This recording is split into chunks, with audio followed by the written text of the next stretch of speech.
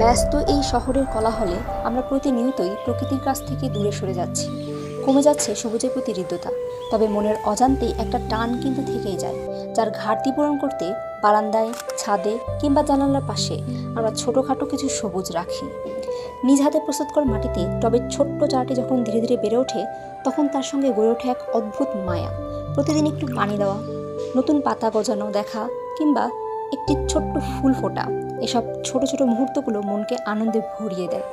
শহর জীবনে বাগান করা শুধু যে একটা শখ তা নয়, এটি প্রকৃতির সঙ্গে সংযোগের ছোট্ট এক প্রয়াস।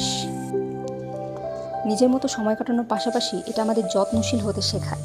আবার অতি যত্নে যখন কোনো গাছ একেবারে নেতিয়ে পড়ে, তখন আমরা শিখি ধৈর্যশীলভাবে অপেক্ষা করতে। তবে কয়েকটি গাছ হয়তো পুরো শহরকে বদলে দিতে পারবে না, কিন্তু আমাদের ছোট্ট পৃথিবীটাকে আরেকটু সবুজ, সুন্দর আর প্রাণবন্ত করে তুলতে পারে। I found my love